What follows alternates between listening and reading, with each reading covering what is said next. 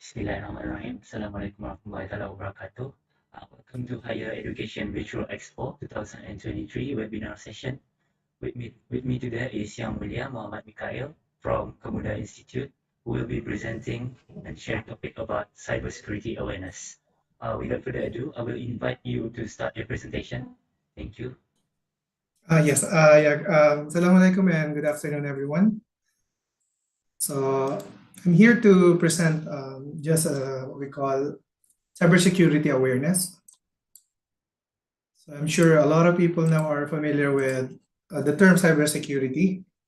So without further ado, I'm going to start my presentation. So just a little bit of background about me as the presenter. So I've been teaching in Kemuda for 15 years. So usually my specialties are into programming, game development, network and security, and database development. So these are just some of the skills that I have. So regarding the cybersecurity course, we started cybersecurity course in Brunei, and we currently finished 5th batch already. It's a 3-month program, and currently we're about to start our next batch next week. So basically, this is the summary of what I teach the students, but with more technical. Okay, so first, I will talk about the history of cybersecurity, common cybersecurity threats, what are the tips and best practices, what are the careers in cybersecurity, and also we will outline our own cybersecurity course here, so that you will, if you're interested to join and learn more about cybersecurity, you can register with us and take the course. Okay, so this is just a quick, what we call introduction of the history of cybersecurity, how cybersecurity actually becomes from a minor field into a major field in IT industry. So before, cybersecurity is just basically probably one of the subjects that is being taught in universities, but now it separates itself from the actual syllabus and it becomes its own program. So we have a lot of degree programs, certification programs. Universities are running degree programs about cybersecurity. So let's find out why. So if we're going to look back at the history of the threat or cyber threat, so we can go back as early as 1970s. So during that time, ransomware, spyware, viruses, and worms, those terms are not doesn't exist yet. But today, even a normal person with an average knowledge in IT will know what a virus is, worms, and spyware. And with the what we call popularity of Internet of Things devices, in which all the things are connected to the internet, all of the transactions that we do are online. So we're more likely, everyone is more likely prone to what we call cyber threats. If you look at the timeline, so from 1982 until 2012, so these are the current threats that are what we call that happen. But since it only happens in mostly government and scientific what we call institutions, so as a public, we're not really aware of this. So it was only later on when everyone is already engaged in what we call online activities, where cybercrime became a common problem of what we call the population. So these are just some of the notable cyber attacks that occurred in the 1970s and the 1980s. So we have several names here. We have Marcus Haas and Robert Thomas. So what's the type of attack that Marcus Ross initiated or created? So basically, he created an internet gateway attack to connect military computer in mainframe. So during this decade, so we all know how important it is to, what we call gather information about other countries, what we call military tactics. So they employ several what we call techniques like espionage missions, and a more sophisticated one is using what we call the network to penetrate each other punya, what we call defenses in order to get intels. Now, Robert Thomas, he created what we call a creeper worm that prints, I am the creeper, catch me if you can, in Tenet messaging system. Tenet, perhaps for newer generation, they're not familiar with Tenet. So basically, Tenet is a messaging system It's accessible via DOS. DOS means the CLI, command prompt. That was long before this messaging app that we're using are more mainstream. So the damage dealt by these attacks, so we have denial of service and intels are being leaked to, or depends on the purpose. It could be they're selling it, it could be to gain advantage over the other country's defenses. So in the 1990s, there's this famous hacker who created a simple virus created in Visual Basic or VBScript. Basically, he created an I love you virus that flooded the what we call email system. So basically, it's like networking scheme where you receive an email, and then when you open that email, a program will scan to your contacts and send the email to your contacts as well.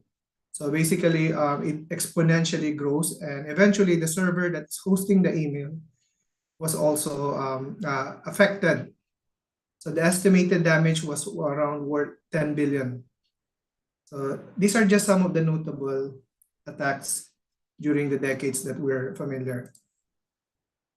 So recent statistics from 2015 and 2021.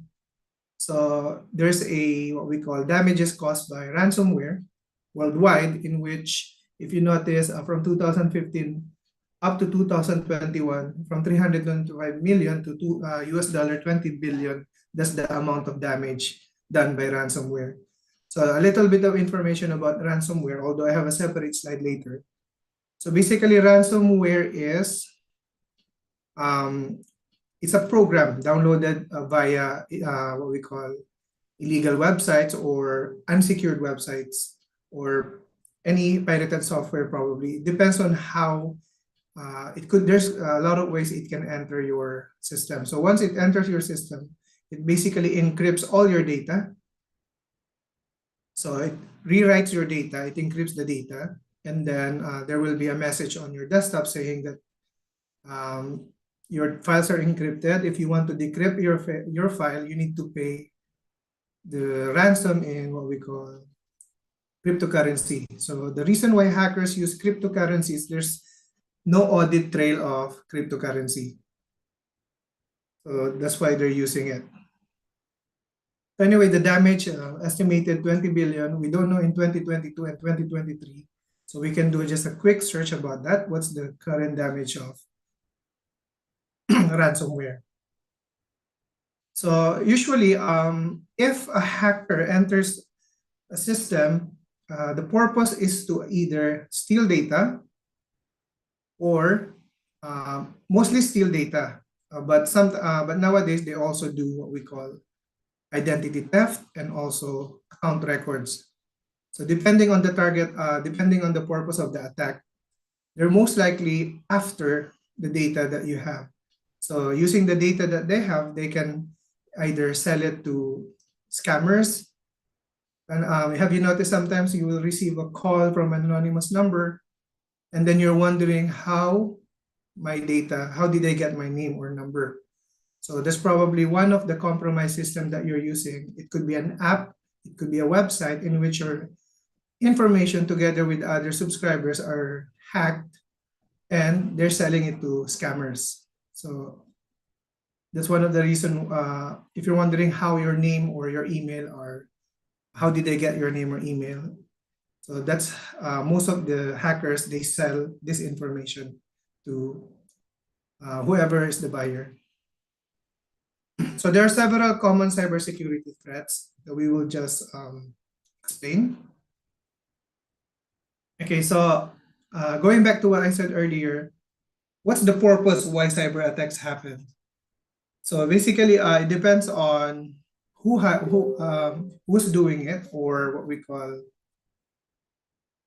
what's the main purpose of the hacking. But most hacking, they revolve around stealing business financial details, customers' financial details, sensitive personal data, customer or staff email address, customers' databases, list of clients, ruin the IT infrastructure, and disrupt IT services. So those are some of the main reasons why hacker attacks security systems. And nowadays, security systems are tied up to other security devices such as CCTV, doors, alarms. So it's basically to disable it. Once you disable it, the organization becomes vulnerable to attacks. So that's also one of the reasons why cyber attack occurs.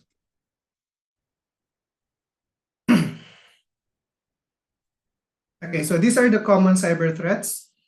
Actually, there's a lot of cyber threats, so we'll just discuss the most common cyber threats, particularly phishing, malware, ransomware, and compromised passwords. So phishing is basically an attack that takes place where you will receive an email. Mostly the email is either enticing or alarming. So what do you mean by enticing? Like something promising you something good, or alarming, like a threatening email, or something that requires what we call urgent attention. Like for instance, you receive an email from your bank saying that your password is about to expire, and then it contains a link, but when you click it, it actually redirects you to a fake website that looks identical to your bank's website. So it's your instinct to always enter your username and then password, a new password, and then by the moment you click submit, you actually submitted your information to a fake website. Thus, they are allowing them to store the details about that particular details about your accounts. So there's several examples of phishing. Actually originated earlier. The very common and most famous example are the Nigerian scam, where you will receive an email that someone is claiming that they are a Nigerian prince, asking for your help, and so on. So nowadays, cybersecurity of every company already up their security by introducing what we call OTP and multi-factor authentication. But still, there's another variation of phishing called smishing, in which you will receive the scam via text. Okay. So be careful whenever you receive an email, especially from a financial institution or some. I received an email recently claiming that they already hacked my email, and then they hacked my computer, and then saying they have all the information, sensitive information. I just laugh about it because if you fall for it, then they will win. But sometimes you have to call their bluff, especially if you know you're not hiding anything. It's all about phishing. Mostly is about bluffing and convincing you that you have to click the link or engage in their activities. In a recent study from Cisco, cybersecurity threat trends, so 86% of organizations reported having at least one user connected at a phishing site. Therefore, a wrong click from an employee can expose a business to a massive risk. That's why it's important for every business with a server to have cybersecurity measures like a firewall, a good policy, and of course, trained employees. Now we go on to the one of the most common, malware or malicious software. So it's basically a program that you accidentally download by, let's say, installing a pirated software, so, visiting illegal websites, and then you download an application, you run it. So basically, it enters your system through a program that you triggers. So a malware could destroy your computer system through agents such as Trojan, spyware, virus, ransomware, adware, and worms. Malware can be released to a computer after you click an infected link. Sorry. So it's important to use to have what we call a good antivirus or internet security in your laptop, because your what we call antivirus is your first line of defense when it comes to malware. Then we have the ransomware, as I explained earlier. It's basically a virus that enters your system and encrypts all your files. So once they encrypt your files, you need the decryption key, which only the hacker have. So it's literally a ransom. All your files, imagine all your pictures, all your documents, all your work files are all encrypted. So in order for you to recover it back, you need to pay the ransom, and they will send you the decryption key program to decrypt all your files. Okay, another thing is, it doesn't really take a lot of hacking involved, but compromised password is one of the most common cybersecurity threats. So we are aware that we have a lot of what we call applications that we use, websites that we use, accounts that we monitor, and basically remembering multiple password is very difficult, we call tedious.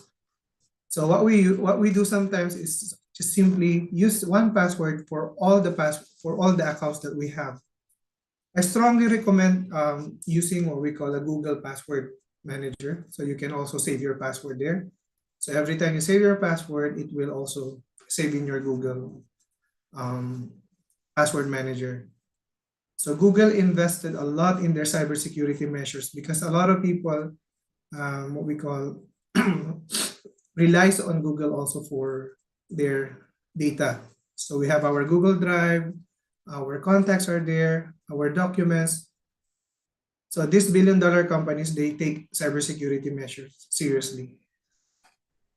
So when you choose your own password, I know it's very difficult to remember multiple passwords, but have the habit of using strong passwords, such as a combination of letters, numbers, symbols, uppercase and lowercase, and if possible, use password that is not related to you so that someone cannot perform a social engineering tactic. Basically, social engineering is knowing that person and thinking that the password that they will use is something related to them, like IC number, birth date, anniversary, nicknames, and so on. So what are the best tips and best practices for avoiding to be victimized by cyber threats? So of course, number one is back up your data. Data is basically when we lose our stuff sometimes, like our gadgets, we're more after the content than the hardware because the hardware can be replaced. But the data inside, it could make or break a person. Make or break means if it contains something sensitive, then they will be blackmailed by the attacker, or it could ruin a person's reputation. So it's important to back up your data. So backing up your data can be done offline using hard drive, pen drive, external storage, or you can opt for what we call online backup using Google Drive, Microsoft OneDrive, or any cloud-based storage system. Second one is update your device and applications. So our phones, our laptops, our operating system needs to be updated because every update contains what we call patches. Patches basically solves any insecurity or what we call security vulnerabilities and improve performance of your operating system. So developers are actually performing vulnerability testing constantly on their operating system to see if there's any what we call loophole in which an attacker might exploit, basically correcting any weaknesses that they find. So once they find the weakness or they will add another feature, then they will launch what we call an update. So the update basically helps your computer up to date against attackers and current threats. This one also applies to your application and antivirus. Okay, so regarding password, you need to use strong and unique passwords. So when we say strong passwords, use wildcards, combinations of letters and numbers and symbols. So you can either use a different password for every online account you create, and then use the password manager to save it there. Try using, sorry, it's already been mentioned. Think about using a short phrase or add a few random words together, mixing letters and numbers and symbols, and review password of some of the accounts you've had for a while. They probably have weaker or reused password. And another good thing about cybersecurity now is what we call the two-factor authentication, or MFA, actually, multi-factor authentication. Like for instance, if you log into your email, you can set up multi-factor authentication, binding your account to your phone. So every time an anonymous login tries to enter or log into your social media account or any of your accounts or application, it will send what we call an OTP or confirmation to the device registered to it. So if the attacker doesn't have the device, so basically they cannot proceed with the transaction. Similar with banks, when you perform an online transaction, it will ask for an OTP, which only the owner of the account have. So it's important also to install antivirus and scan for virus regularly. So regarding careers in cybersecurity, like I said, is actually what we call a booming industry. So the need for protecting data is increasing. That's why there's a lot of demand for cybersecurity professionals. So imagine how many the income the antivirus company generates, like ESET, Bitdefender, Norton Antivirus. So people who purchase needs to be they want their device to be protected.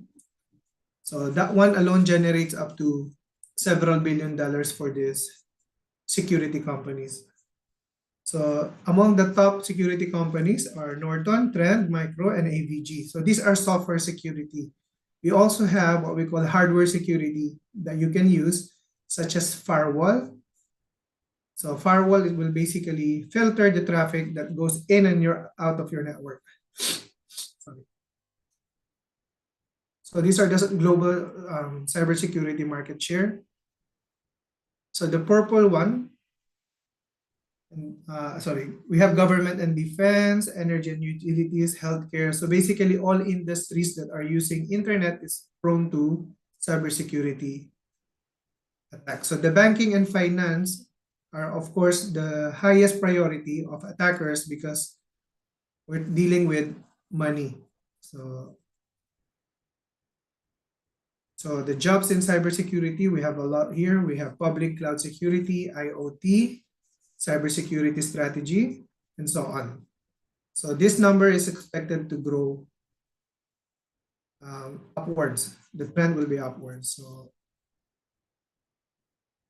just to entice your interest, so the salaries of IT security, this is from dice.com. So we're talking about annual salary here. And in US, the top paying cybersecurity jobs are the following. So this one is from indeed.com. So in Kamuda, we have our own NCC cybersecurity course. So I'm not gonna explain further about this since I only have like a minute and 30 seconds. So I'm gonna leave it to, you can visit our website and you can click on the link there about the cybersecurity course. So you can see there what's the syllabus. So basically this is the syllabus of the whole course. The duration is 40 hours. For people who have a entry-level knowledge in IT are welcome to come or join. That's it for my presentation. Now I'm accepting any question regarding the topic.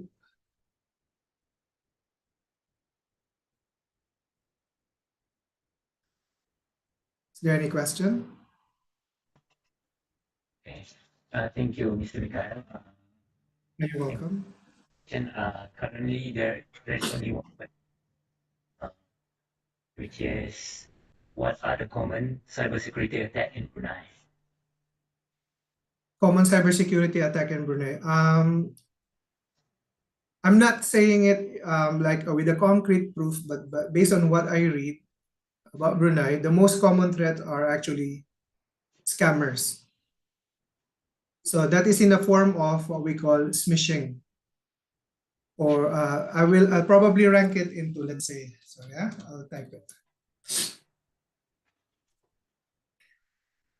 Sorry, my screen is no longer sharing. So what we call smishing and phishing are probably on the top list, since I talk to my colleagues, I talk to my students where they receive a lot of emails and texts from and calls actually from scammers. Second would be identity theft, especially online sellers. So a lot of online sellers are targeted by identity theft and vice versa. There are some what we call fake online sellers. So we need to crack down on verification processes, because anyone with an email can just simply register for any social media page. And of course, there's a recent incident that happened regarding the QApp. The data has been hacked. So that one is a more sophisticated attack. It's performed most likely using SQL injection to extract the database that contains customers' information. So I can say the third one is the attack is basically threat is basically lack of policy enforced in organization. Since cybersecurity is considered new, so people are not really preparing for it. Preparing means buying the right hardware, configuring hardware in order to prevent this type of attacks. Is that all, sir? Okay, thank you, Mr. Mika, for answering the question. We hope this session has been beneficial for our viewers. Should you have any queries, this for viewers, should they have any queries in further information, through Kemudian Institute booth in Higher Education Virtual Expo website at haexpo.moi.gov.bn. Thank you for joining us. See you soon in our next webinar session, which is tomorrow. Thank you. It's a pleasure to be part of this webinar. Thank you, everyone, and Assalamualaikum. Salam.